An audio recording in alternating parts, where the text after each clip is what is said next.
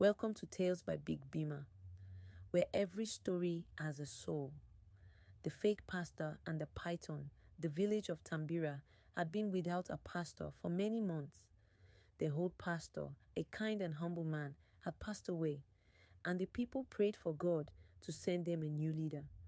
One day their prayers were answered, or so they thought. One sunny morning, a man arrived in the village. He was tall, with smooth dark skin, bright white robes, and shiny golden shoes. He carried a big black Bible and drove a sleek black car, something no one in the village had ever seen before. He introduced himself as Pastor Dongo, sent from the city to lead the village church, Mountain of Fire Ministries. The villagers were amazed. The women whispered about his fine clothes, and the men admired his confidence. But the children were afraid of his cold, sharp eyes.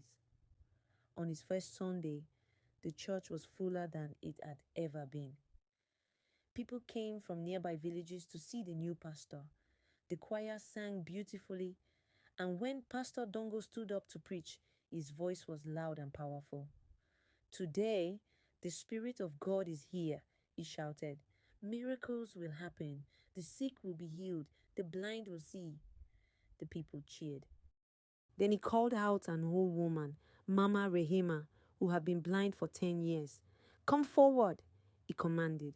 Her son led her to the altar, and Pastor Dongo placed his hands on her head. "Power! Fire! Healing!" he shouted. Suddenly, Mama Rehema screamed and fell to the ground. When she stood up, she opened her eyes wide. I can see, she cried, and the crowd went wild. But sitting quietly at the back of the church was Baba Juma, an old farmer who had lived in Tambira his whole life. He did not cheer. He only watched with narrow eyes. That night, Baba Juma spoke to his daughter, Asha. "This Pastor Dongo, something about him feels wrong," he said. "But Baba, did you not see the miracles?" Asha asked. "Mama Rehema can see again." Baba Juma shook his head. "Not all miracles come from God," he said quietly. As weeks passed, more miracles happened. The lame walked, the deaf heard, and Pastor Dongo grew richer. The people gave him gifts, goats, chickens, and money, and soon he built the biggest house in the village. But strange things happened too. The people who claimed to be healed often fell sick again after a few days. At night, strange hissing sounds came from the church, and though the church was always full, the village grew poorer. One night, Baba Juma decided to find the truth. He hid behind Pastor Dongo's house and waited. Around midnight, he saw the pastor sneak out and walk toward a small hut behind his mansion.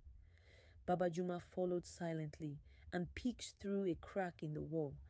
Inside, his blood ran cold. A giant python lay coiled in the middle of the room, its scales glistening and its red eyes glowing. Pastor Dongo knelt before it, his head bowed low. "Molo, great one," he whispered, "give me power. Make the people believe. Make me rich." The snake hissed and its eyes flashed. Baba Juma stumbled back, his heart pounding. Now he knew the truth. Pastor Dongo's miracles did not come from God. They came from this evil snake. The next morning, Baba Juma gathered the village elders. "We must stop him," he said. "He is not a man of God. He worships a snake." The elders were afraid. "But his miracles are real," one said. "That's not God's power," Baba Juma insisted. "It's dark power. And if we don't stop him, something terrible will happen." On Sunday, the church was packed. After the service, Baba Juma stood up. "Pastor Dongo, tell us the truth," he shouted. "Where does your power come from?" The church fell silent. Pastor Dongo's eyes flashed with anger. "How dare you question the man of God?" he thundered. "I dare because I know the truth," Baba Juma said. "Your power does not come from God. It comes from a snake."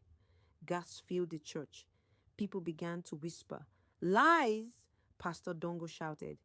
If you doubt me, come to the altar and see the power of God yourself. Baba Juma walked slowly to the altar, but just as he reached it, a cold wind swept through the church. The air grew heavy, and a strange hissing sound filled the room. Suddenly, the giant python rose from behind the altar, its red eyes glowing. The crowd screamed and ran toward the doors. "Snake! Snake!" they cried. "Stay! Stay!" Pastor Dongo shouted, but no one listened. Baba Juma stood his ground, though his heart pounded with fear. "This is no spirit of God. This is evil," he said. Then something strange happened. The snake turned toward Pastor Dongo. It hissed louder and slithered toward him. "No, Molo! Obey me!" Pastor Dongo cried, his voice shaking. "I serve you!" But the snake did not listen. It rose higher and higher and struck fast. It wrapped its massive body around him. "Help me!" Pastor Dongo screamed, but no one came to his aid. The snake squeezed tighter and tighter until there was silence. Then, with one last hiss, the snake disappeared, and so did Pastor Dongo. All that remained was his white robe, lying empty on the altar. The church was closed forever. The people of Tambira prayed only to God from that day forward. And Baba Juma became a hero, for he had faced evil and stood his ground.